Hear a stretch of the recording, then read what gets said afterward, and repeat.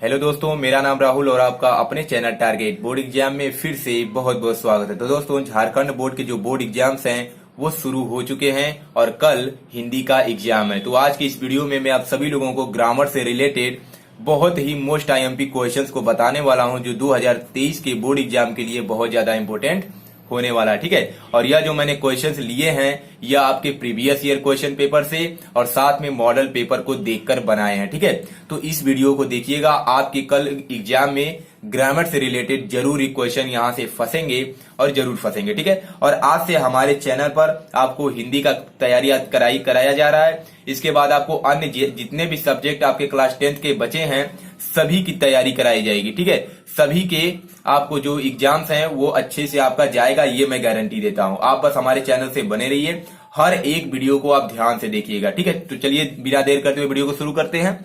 तो सबसे पहला जो हमारा क्वेश्चन है वह है निडर शब्द में किस उपसर्ग का प्रयोग हुआ है। बहुत ही ज्यादा अच्छा क्वेश्चन है। यह जो क्वेश्चन आया था यह आपके प्रीवियस ईयर क्वेश्चन पेपर में भी आया था। ठीक है, यानी 2022 के बोर्ड एग्जाम में भी आपको दिया गया था। तो निडर शब्द में किस उपसर्ग का प्रयोग हुआ है, इसमें 4 ऑप्शन दिए गए हैं आपको। पहला नी, ठीक है, दूसरा न, तीसरा नई और चौथा नीड। ठीक है, आपको बताना है कि इनमें से किस उपसर्ग का प्रयोग हुआ है। तो इसका जो करेक्ट आंसर हो जाएगा वो हो जाएगा ऑप्शन नंबर ए, नी। ठीक है, नी इसमें उपसर्ग का प्रयोग किया गया है। चलिए दूसरा क्वेश्चन देख लेते हैं। तो दूसरा प्रश्न हमारा है कि कालिमा शब्द, ठीक है, कालिमा शब्द में किस प्रत्यय का प्रयोग हुआ है। कालिमा शब्द में किस प्रत्यय, देखिए प्रत्यय और उपसर्ग में यही अंतर होता है। तो जो उपसर्ग होता है ना वो किसी शब्द के प्रारंभ में लगता है और जो हमारा प्रत्यय होता है वो शब्द के अंत में लगता है। ठीक है, तो कालिमा शब्द में किस प्रत्यय का प्रयोग हुआ है। तो देखिए यहां पर क्या है, लीमा है। ठीक है, तो लीमा आपको नहीं लिखना है। लीमा में ली में कौन सी मात्रा है, ई की मात्रा है, तो क्या हो जाएगा, इमा हो जाएगा। ठीक है, तो इसमें किसका प्रयोग हुआ है, इमा प्रत्यय का प्रयोग हुआ है। ठीक है, करेक्ट आंसर हो जाएगा ऑप्शन नंबर डी, इमा। ठीक है, अगला प्रश्न है हमारा, यहां पर देख सकते हैं कि महेश का संधि विच्छेद है। बहुत ही अच्छा प्रश्न है, महेश का संधि विच्छेद है, आपको बताना है महेश। तो क्या हो जाएगा, ऑप्शन नंबर ए है महोधन ईश, ऑप्शन नंबर बी है महाधन ईश, ऑप्शन नंबर सी है महीधन ईश और ऑप्शन नंबर डी है महीधन ईश। ठीक है, तो महेश का जो संधि विच्छेद होता है वह होता है ऑप्शन नंबर बी, महाधन ईश। क्या होता है, ऑप्शन नंबर बी हो जाएगा महाधन ईश होता है महेश का संधि विच्छेद। चलिए अगला प्रश्न देखते हैं। तो दोस्तों चौथा प्रश्न है हमारा कि निम्न शब्दों में से किसमें विसर्ग संधि नहीं है। ठीक है, निम्न शब्दों में से किसमें विसर्ग संधि नहीं है। ऑप्शन नंबर ए है उज्जवल, ऑप्शन नंबर बी है निश्चल, ऑप्शन नंबर सी है राजेंद्र और ऑप्शन नंबर डी है दुर्गेश। तो आपको बताना है कि इन चारों में से किसमें जो है आपका विसर्ग संधि नहीं है। तो इसका जो करेक्ट आंसर है वह हो जाएगा ऑप्शन नंबर बी, निश्चल। निश्चल में जो है आपका विसर्ग संधि नहीं है। ठीक है, पांचवा क्वेश्चन है कि गिरी प्लस ईश, ठीक है, गिरी धन ईश का संधि करने से कौन सा शब्द बनेगा। आपको बताना है कि अगर हम इसका संधि करेंगे तो यहां पर देखिए संधि विच्छेद दिया है और आपको पूछा है कि इसका जब हम संधि करेंगे तो कौन सा संधि बनेगा। ऑप्शन नंबर ए है गिरेश, ऑप्शन नंबर बी है गिरीश, ऑप्शन नंबर सी है गिरीश और ऑप्शन नंबर डी भी है गिरीश। बस इसमें क्या है कि मात्राओं का अंतर है, किसी में छोटी ई की मात्रा है किसी में बड़ी ई की मात्रा है। ठीक है, तो गिरी धन ईश का अगर हम संधि करेंगे तो हमें प्राप्त होगा ऑप्शन नंबर बी, गिरीश। ठीक है, गी में जो रहेगा छोटी ई की मात्रा यहां पर दिया ही है और देखिए यहाँ छोटी ई यहाँ बड़ी, छोटी और बड़ी मिलकर हो जाएगा बड़ी। ठीक है, तो ये हो जाएगा गिरीश। ठीक है, छोटी गी बड़ी री और स, गिरीश। ठीक है, अगला प्रश्न है हमारा, यहां पर आप देख सकते हैं, हाँ, धनवान का विलोम शब्द क्या है। बहुत ही अच्छा प्रश्न है, मोस्ट आईएमपी है, ये आपके बोर्ड एग्जाम में आ ही सकता है। ठीक है, धनवान का विलोम शब्द क्या है। ऑप्शन नंबर ए है अकिंचन, ठीक है, ऑप्शन नंबर बी है किंकर, ऑप्शन नंबर सी है कंचन और ऑप्शन नंबर डी है धनाढ्य। तो आप लोग जल्दी से कमेंट बॉक्स में कमेंट कीजिए कि धनवान का संधि, अरे धनवान का विलोम शब्द क्या है। ठीक है, जो धनवान का संधि विच्छेद है वह क्या है, ऑप्शन नंबर ए आपका करेक्ट हो जाएगा अकिंचन। धनवान का विलोम शब्द है क्या है, अकिंचन जो है धनवान का विलोम शब्द है। अगला प्रश्न है हमारा, यहां पर आप देख सकते हैं कि निम्न में से कौन सा फूल का पर्यायवाची नहीं है। फूल का जो पर्यायवाची शब्द है आप बचपन से याद करते आ रहे हैं। ठीक है, तो निम्न में से आपको बताना है कि कौन सा फूल का पर्यायवाची नहीं है। ऑप्शन नंबर ए दिया है सुमन, ऑप्शन नंबर बी दिया है कुसुम, ऑप्शन नंबर सी दिया है पुष्प और ऑप्शन नंबर डी दिया है तनुजा। तो देखिए जो सुमन है वह तो फूल का पर्यायवाची शब्द है, कुसुम भी है, पुष्प भी है। यहाँ पर जो तनुजा है यानी ऑप्शन नंबर डी करेक्ट हो जाएगा, आपका फूल का पर्यायवाची नहीं है। देखिए आपको ऐसा नहीं करना है। यहाँ क्या होता है, बहुत सारे लोगों को कंफ्यूजन हो जाती है कि बस क्वेश्चन पढ़ते हैं निम्न में से कौन सा फूल का पर्यायवाची नहीं है, लेकिन उन्हें लगता है कि कौन सा है और डायरेक्ट किसी एक ऑप्शन को देखेंगे, पुष्प को देखेंगे, मार देंगे साइन। तो ऐसा नहीं करना है। पहले क्वेश्चन को अच्छे से पढ़िए कि क्वेश्चन में कहा क्या है। यहाँ पर दिया है कि पर्यायवाची नहीं है, तो कौन सी पर्यायवाची नहीं है, तो जो तनुजा होगा वो आपका फूल का पर्यायवाची नहीं है, तो तनुजा आपका हो जाएगा करेक्ट आंसर। तो इसका आंसर क्या हो जाएगा सातवें का, तो सातवें का हो जाएगा ऑप्शन नंबर डी तनुजा। ठीक है, चलिए अगला प्रश्न देखते हैं। आठवां प्रश्न है कि निराशा शब्द में किस उपसर्ग का प्रयोग हुआ है। मैंने अभी आपको बताया कि उपसर्ग क्या होता है, जो किसी शब्द के प्रारंभ में लगता है। ठीक है, तो आपको बताना है कि निराशा शब्द में किस उपसर्ग का प्रयोग हुआ है। ऑप्शन नंबर ए यहां पर दिया है नी, ठीक है। ऑप्शन नंबर बी दिया है नीर और र में हलंत है।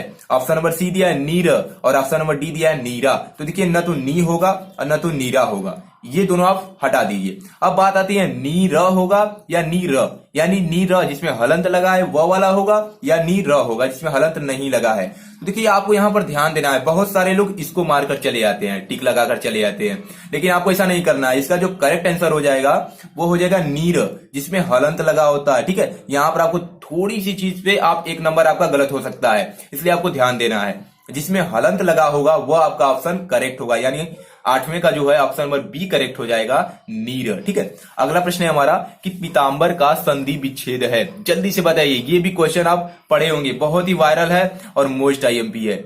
ठीक है, पीतांबर का संधि विच्छेद है। ऑप्शन नंबर ए पीत धन अंबर, ऑप्शन नंबर बी पीता धन अंबर, ऑप्शन नंबर सी पीता धन अंबर, ठीक है, और ऑप्शन नंबर डी पीत धन अंबर। तो आपको बताना है कि इन चारों में से पीतांबर का सही जो संधि विच्छेद है वह कौन सा है। तो जल्दी से बताइए कमेंट बॉक्स में। तो इसका जो करेक्ट आंसर हो जाएगा वो हो जाएगा आपका ऑप्शन नंबर डी, यानी चौथा पीत धन अंबर। और पीत में देख लीजिए बड़ी की मात्रा है, तो आपको यहां पर ध्यान देना है कि पी में बड़ी की मात्रा होनी चाहिए, तो ये हो जाएगा पीत धन अंबर। ठीक है, अगला प्रश्न देख लेते हैं। तो अगला प्रश्न है हमारा, हाँ यहाँ पर देखिए स्वागत, ये भी बहुत वायरल प्रश्न है, ये भी हर साल पूछा जाता है। स्वागत में संधि विच्छेद है, आपको बताना है। तो जल्दी से बताइए कि स्वागत में कौन सा संधि है। ठीक है, ऑप्शन नंबर ए गुण संधि, ऑप्शन नंबर बी दीर्घ संधि, ऑप्शन नंबर सी यड़ संधि और ऑप्शन नंबर डी वृद्धि संधि। तो आपको बताना है कि स्वागत जो है, स्वागत में कौन सी संधि है। तो इसका जो करेक्ट आंसर हो जाएगा ऑप्शन नंबर सी यड़ संधि। ठीक है, क्या हो जाएगा, 10वें का हो जाएगा ऑप्शन नंबर सी यड़ संधि। स्वागत में कौन सी संधि है, तो वह हो जाएगा ऑप्शन नंबर सी यड़ संधि। ठीक है, चलिए अगला प्रश्न देखते हैं। तो अगला प्रश्न है हमारा, यहाँ पर देख सकते हैं, यह भी बहुत अच्छा प्रश्न है कि संधि के कितने भेद होते हैं। जल्दी से बताइए। Option number A 1, option number B 2, option number C 3, option number D 4। तो आपको बताना है कि संधि के कितने भेद होते हैं। तो यहाँ पर संधि के कितने भेद होते हैं, तो संधि के 3 भेद होते हैं। ठीक है, कितने होते हैं, 3 भेद होते हैं। तो 11वें का ऑप्शन नंबर सी करेक्ट हो जाएगा, यानी तीसरा आंसर सही हो जाएगा कि संधि के 3 भेद होते हैं। ठीक है, इन सभी प्रश्नों को आप तैयार कर लीजिएगा, ये आपके क्वेश्चन पेपर में जरूर फंसेंगे, मैं आपको गारंटी देता हूं। ठीक है, चलिए अगला प्रश्न देखते हैं। 12वां प्रश्न है कि शब्द जब वाक्य में प्रयोग किया जाता है तो उसे क्या कहते हैं। ठीक है, बहुत ही अच्छा प्रश्न है कि जब शब्द वाक्य में प्रयोग किया जाता है तो उसे हम क्या कहते हैं। ये किसी की, इनमें से चारों की किसी एक की परिभाषा है। तो पहला है वर्ण, दूसरा है पद परिचय, तीसरा है वाक्य और चौथा है पद। ठीक है, तो आपको बताना है कि शब्द जब वाक्य में प्रयोग किया जाता है तो उसे हम क्या कहते हैं। तो इसका करेक्ट आंसर हो जाएगा ऑप्शन नंबर डी पद। ठीक है, जब शब्द वाक्य में प्रयोग किया जाता है तो उसे हम पद कहते हैं। क्या कहते हैं दोस्तों, पद कहते हैं। ठीक है, अगला प्रश्न है कि आयात का विलोम शब्द, बहुत ईजी है, ये तो सभी लोगों को आता होगा। ठीक है, आयात का विलोम शब्द क्या है। ऑप्शन नंबर ए यातायात, ऑप्शन नंबर बी निर्यात, ऑप्शन नंबर सी आघात और ऑप्शन नंबर डी आपात। ठीक है, तो आपको बताना है आयात का विलोम शब्द क्या है। तो आयात का जो विलोम शब्द होता है वो होता है निर्यात। क्या होता है, निर्यात। तो 13वें का ऑप्शन नंबर बी करेक्ट हो जाएगा, निर्यात। ठीक है, चलिए आज का हमारा जो लास्ट क्वेश्चन है उसको देख लेते हैं कि हवा का पर्यायवाची शब्द नहीं है। देखिए यहाँ पर नहीं है, ज्यादा पूछेगा आपसे, क्योंकि आप इसी में गलत करके आएंगे। ठीक है, तो हवा का पर्यायवाची शब्द नहीं है। पहला है समीर, दूसरा है सलील, तीसरा है वायु और चौथा है अनिल। तो समीर जो है हवा का पर्यायवाची शब्द है, वायु भी है और अनिल भी हवा का पर्यायवाची शब्द है, लेकिन जो सलील है यह हवा का पर्यायवाची शब्द नहीं है।